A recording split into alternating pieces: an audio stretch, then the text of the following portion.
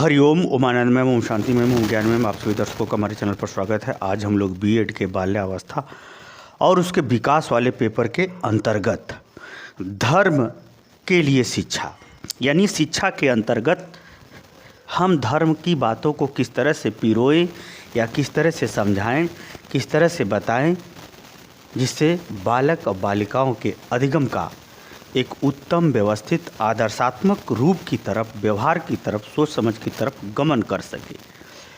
इसको हम इसी वीडियो के अंतर्गत समझने का प्रयास करेंगे। धर्म क्या है? धर्म का तात्पर्य यह होता है कि जो सत्य, न्याय, नीति, नियम पर आधारित जो कर्म, व्यवहार इत्यादि की व्याख्या करता है, उसी को हम क्या कहते हैं? धर्म। धर्म का मतलब ये होता है वह समस्त गतिविधियां जो धारण करने योग्य है, जिसमें व्यक्ति का व्यक्तिगत और प्राकृतिक, सामाजिक सभी प्रकार का कल्याण हो, जिसे हम धारण करते हैं, उसे हम क्या कहते हैं? धर्म। धर्म वास्तव में व्यक्ति के जीवन को एक उत्तम अवस्था, चरम अवस्था अर्थात परम सुख, परम शांति, परम उत्तम व्यवहार की तरफ गमन कराने का आधार है, नियम है, व्यवहार है, साधना है। वो क्या कहलाता है? धर्म। ये धर्म का 5, 6, 7 प्रकार से मैंने अर्थ ठीक इसके पहले वाले वीडियो में मैंने बताया है। अब हम इस वीडियो में ये पढ़ेंगे कि अगर भारत में विभिन्न प्रकार के जो धर्म पाए जाते हैं या विश्व में जो विभिन्न प्रकार के धर्म पाए जाते हैं, उन विभिन्न प्रकार के धार्मिक अनुयायियों में के बीच आप शिक्षा में कौन कौन सी बात समझाएं, बताएं, जिससे सभी धर्मों का सम्मान भी हो जाए और धार्मिक शिक्षा का पूर्ण लाभ मिलकर के स्वस्थ और व्यवस्थित मानव का या समाज का निर्माण हो सके, उसको हम इस वीडियो के अंतर्गत समझेंगे। अब धर्म के अंतर्गत हिंदू, मुस्लिम, सिख, ईसाई, यहूदी, डच, फ्रांसीसी जो भी हैं, धार्मिक दृष्टिकोणों से जो भी समुदाय पाए जाते हैं, समूह पाए जाते हैं, पारसी जो भी हैं धार्मिक समुदाय, उसी में जैन, बौद्ध धर्म, सभी अनेक प्रकार के धर्म हैं। उन विभिन्न प्रकार के धर्मों के बीच में हम शिक्षा में कौन कौन सी जानकारी दें कि सभी धर्मों का सम्मान भी हो जाए और धार्मिक भेदभाव भी न हो, और धर्म के अंतर्गत जो शिक्षा दी जाए उससे मानव व्यवस्थित रूप से उसके उत्तम व्यक्तित्व का निर्माण हो सके। आइए उसको देखते हैं। पहला है आचरण का चित्रण। आचरण का चित्रण का तात्पर्य है जितने भी धर्म हैं संसार में, सबसे प्राचीन धर्म सनातन धर्म है।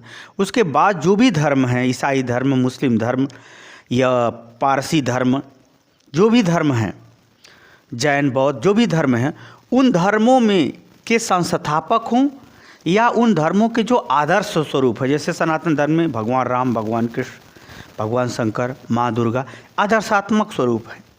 उसी तरह से हर धर्म में, अब बौद्ध धर्म में कहा जाए तो भगवान बुद्ध, सिख धर्म में कहा जाए तो भगवान गुरु नानक जी, उसी तरह से मुस्लिम धर्म, ईसाई धर्म, पारसी धर्म और भी जो धर्म हैं, वे सभी धर्मों में उसके संस्थापक एक उत्तम आदर्श, एक उत्तम आचरण रहा, जिसमें उनके जीवन शैली, उनके संघर्ष, उनके त्याग, उनके कर्म इत्यादि की किसी भी धर्म का अगर उठा करके हम उसके मेहनत का, परिश्रम का, उसके त्याग का और समाज के व्यवस्थित होने की गतिविधियों का अगर हम चित्रण करें, उस पर प्रकाश डालें, उनके उस महान कार्य की अगर हम प्रशंसा करें, उसके विषय में बताएं, तो निश्चित रूप से सभी प्रकार के धर्मों के जो भी बालक बालिका होंगे, जो विभिन्न प्रकार के धर्मों के बालक बालिका एक साथ पढ़ रहे हैं या विभिन्न क्षेत्रों में पढ़ रहे हैं, उनके व्यक्तित्व पर अनुकूल असर डालेगा। अर्थात उनका आचरण, उनका सोच एक सही दिशा में गमन करेगा, एक व्यवस्थित जीवन शैली को वह ग्रहण कर सकेंगे, अपने जीवन में कष्ट को सहन करते हुए अपने पुरुषार्थ को कर सकेंगे। ऐसी प्रेरणा चाहे कोई भी धर्म का हो, उसके संस्थापक या उसके निर्माण, उसके आदर्श वाले स्वरूप के अगर हम आचरण की व्याख्या करें, चित्रण करें, समझाएं, बताएं, तो निश्चित रूप से बालकों के, सभी प्रकार के धर्मों के बालक जो भी सुनेंगे, उनको जो है अपने जीवन में पुरुषार्थ का प्रेरणा मिलेगा। ऐसी शिक्षा हमें देनी चाहिए, इसमें किसी को कोई बुरा नहीं लगेगा, आराम से आप दे लेंगे शिक्षा। दूसरा है एकेश्वरवाद। जितने भी धर्म हैं सब में ये बात कहा गया है कि ईश्वर एक है। ईश्वर क्या है? एक है। जब ईश्वर एक है तो जिसे हम अपना मानते हैं उसमें भी ईश्वर है, जिसे हम अपना नहीं मानते उसमें भी ईश्वर है। अर्थात जड़ चेतन जो कुछ भी प्रकृति में है सब में ईश्वर है। एकेश्वरवाद सभी धर्मों में कहा गया है। कोई भी हिंदू, मुस्लिम, सिख, ईसाई जो भी धर्म हो, बौद्ध, जैन, पारसी जो भी धर्म है, यहूदी जो भी है धर्म, सब में कहा गया ईश्वर एक है। सब में क्या कहा गया? ईश्वर एक है। तो ईश्वर एक है तो हमारे अलावा भी जो कुछ भी दिखता है उसमें भी ईश्वर एक ही है। तो सबसे प्रेम करो, सबको ईश्वर का ही रूप मानो। जैसे आपको सुख दुख अनुभूति होता है वैसे ही दूसरे में भी समझो, ताकि एकेश्वरवाद से हृदय की व्यापकता, भावना की व्यापकता, त्याग की व्यापकता बढ़ती जाए। होता यह है कि जितना ही आप अपने विधाता को आप मानते हैं तो सब में आप उनको देखते हैं। ये परम सत्य है, क्योंकि ईश्वर विभिन्न रूपों में एक ही है। जिस तरह से एक ही दीपक से करोड़ों दीपक जलाए जा सकते हैं लेकिन दीपक का लौ ज्यों का त्यों बनी रहती है, उसी तरह से एक ही ईश्वर से अनेक जीव जंतु बने हैं, करोड़ों अरबों खरबों, लेकिन ईश्वर क्या है? एक ही है। जैसे दीपक है वैसे ही ईश्वर भी। तो ये सभी धर्मों में कहा गया है, सभी धर्मों में बताया गया है। इसीलिए जितने भी धर्म के संस्थापक हैं वह दूसरे धर्मों को गाली नहीं दिए हैं, दूसरे धर्मों को छोटा बड़ा नहीं किए हैं। ये तो बाद में धार्मिक राजनीति करने वाले लोगों ने भेदभाव किया है, नियम कानून बना के भ्रम डाला है अपनी राजगद्दी चलाने के लिए। लेकिन जो भी धर्म के संस्थापक रहे हैं वह ऐसा कभी नहीं, किसी धर्म में नहीं कहा गया है। तो एकेश्वरवाद को हम समझाएं ताकि हृदय की व्यापकता, सोच की व्यापकता सभी बालक बालिकाओं में आ सके। ऐसी शिक्षा हमें धर्म के लिए देनी चाहिए। आगे हम बात करें श्रद्धा एवं विश्वास। वास्तव में जो धर्म है वह उत्तम कर्म को सत्य और न्याय और नीति के साथ व्याख्या करता है। ध्यान रखिएगा, धर्म क्या करता है? उत्तम कर्म को सत्य, न्याय और नीति के साथ व्याख्या करता है कि उस कर्म में वास्तविकता क्या है, दूसरे कर्मों की तुलना में वो कितना सही है, और उस कर्म को करने में कौन सी नियम पद्धति का पालन करना है, ये सब चीज़ की व्याख्या करता है। तो जब धर्म उसकी व्याख्या करता है तो उस अच्छे कर्मों के प्रति हमें श्रद्धा उत्पन्न करनी चाहिए छात्रों में, और उस पर विश्वास उत्पन्न करनी चाहिए। जब ज्ञान में, अच्छे ज्ञान में अगर श्रद्धा विश्वास है तब तो आप अच्छा कर्म कर लेंगे। अच्छा ज्ञान है लेकिन उस पर श्रद्धा विश्वास नहीं तो आप कभी नहीं उसे करेंगे। अर्थात ज्ञान की सार्थकता उसके व्यवहार में उतारने से है। तो अध्यापक को चाहिए कि विभिन्न धर्मों में जो भी उत्तम आदर्श, ज्ञान, कर्म, चरित्र जो भी कुछ बताया गया है उसमें श्रद्धा और विश्वास उत्पन्न करने का प्रयास करे, ताकि बालक, बालिका या अधिगमकर्ता अपने आचरण में उसे उतार सके। जैसे कहा जाता है कि पढ़ोगे तो संसार में सब कुछ पा जाओगे, लेकिन जिसको इस स्टेटमेंट पर विश्वास है वह लड़की लड़का दिन रात पढ़ता है, या जिसको जिस सीमा तक विश्वास है उस सीमा तक वो पढ़ता है, उस सीमा के हिसाब से उसको उपलब्धि होती है।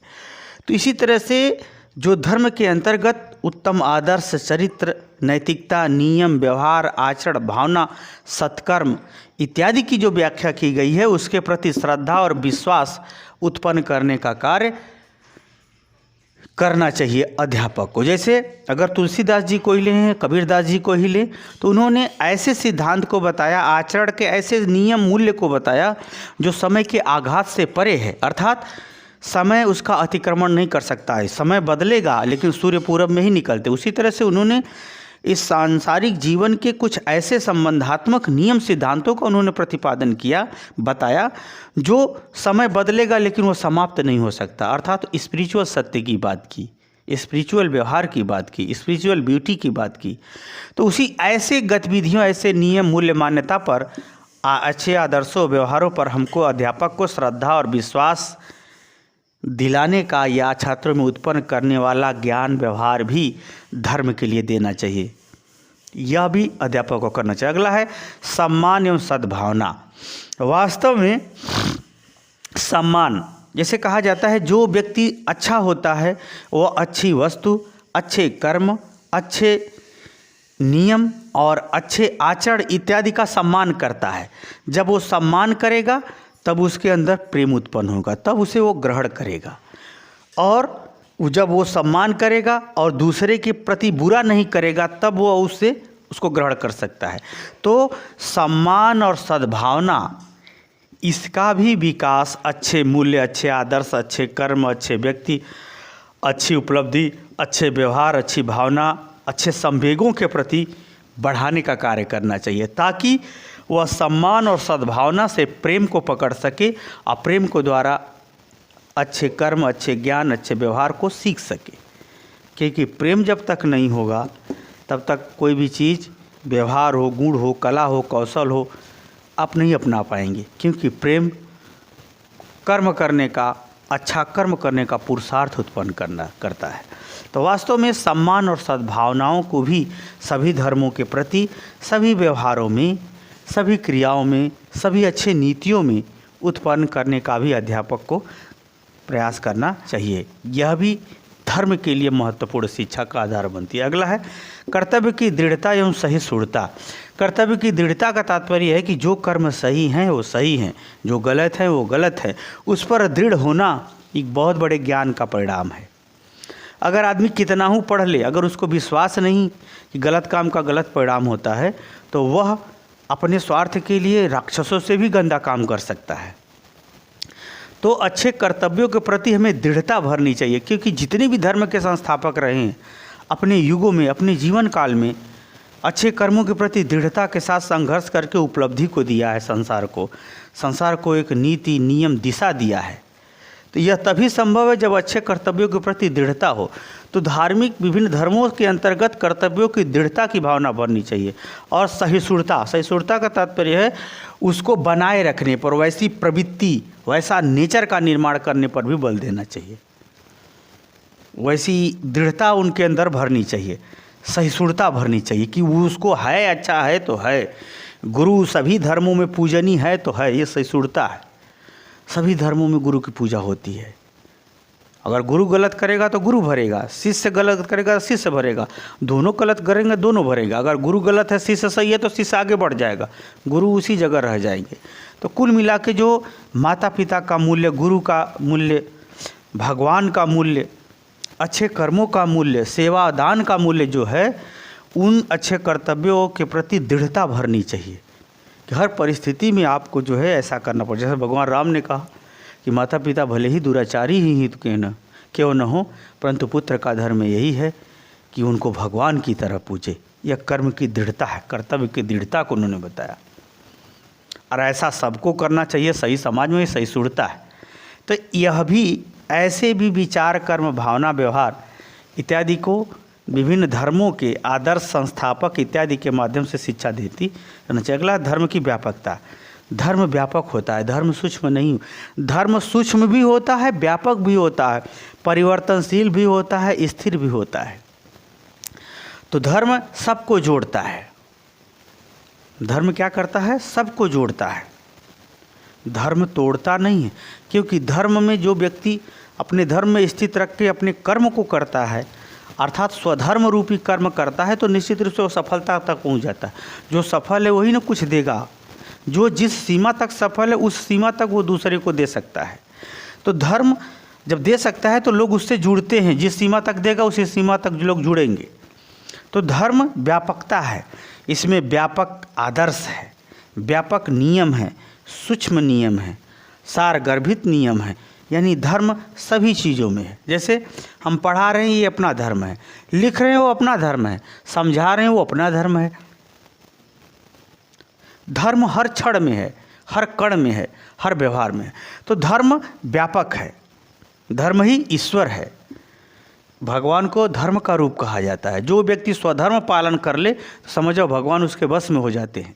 स्वधर्म पालन करने का हमें प्रयास करना चाहिए, अपने नहीं अपना धर्म पूरा निभाएं।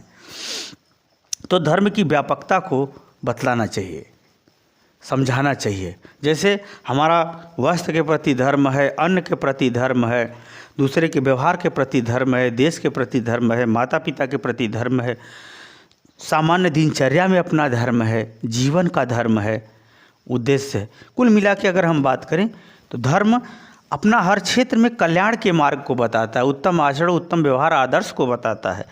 तो धर्म व्यापक है। इस व्यापकता को भी बताने समझाने के लिए जो विभिन्न धर्मों में उदाहरण मिलते हैं, घटनाएं मिलती हैं, उन सब की जानकारी देना चाहिए, उसके माध्यम से शिक्षा देना चाहिए। यह भी धर्म के लिए शिक्षा का महत्वपूर्ण आधार बनता है। अगला है कर्तव्य की पहचान एवं नैतिकता। कौन सा कर्तव्य गलत है, कौन सा कर्तव्य सही है, कौन सा कर्तव्य स्वर्ग देगा, कौन सा नरक देगा, कौन सा कर्तव्य उन्नति प्रगति को देगा, कौन सा कर्तव्य हानि और दुख को देगा, इसकी भी जानकारी धर्म के माध्यम से विशेष रूप से दी जाती है। अगला है नैतिकता। किस नियम का, किस अनुशासन का, किस क्रमबद्धता का हम पालन करें ताकि हम उत्तरोत्तर विकास कर सकें या सुख शांति समृद्धि को प्राप्त कर सकें, भौतिक और आध्यात्मिक उन्नति प्राप्त कर सकें, इसकी भी व्याख्या धर्मों के अंतर्गत की गई है। उसकी भी शिक्षा हमें देनी चाहिए, जानकारी देना चाहिए, सिखाना चाहिए, बताना चाहिए। वास्तव में धर्म जीवन को सुंदर, व्यवस्थित, व्यापक बनाने का एक आधार है। अब ऐसी अगर आप शिक्षा देंगे, विभिन्न धर्मों से उदाहरण लेकर के, घटनाओं को लेकर के, आदर्शों को लेकर के जब आप ऐसी शिक्षा देंगे तो सभी धर्मों में समभाव भी बढ़ेगा और सभी धर्मों के छात्रों का एक साथ समावेशी शिक्षा देने में भी आप सफल हो जाएंगे। धार्मिक विवाद भी उत्पन्न नहीं होगा। तो मुझे उम्मीद है कि धर्म के लिए जो शिक्षा है, उस शिक्षा में मुझे क्या क्या सिखाना है, किस रूप में सिखाना है, यह सब सारी बातें आप आराम से, प्रेम से, शराफत से, कायदे से समझ गए होंगे। समझ गए तो कमेंट बॉक्स में ज़रूर बताइए। साथ ही मेरे चैनल को लाइक शेयर सब्सक्राइब कीजिए। हरिओम।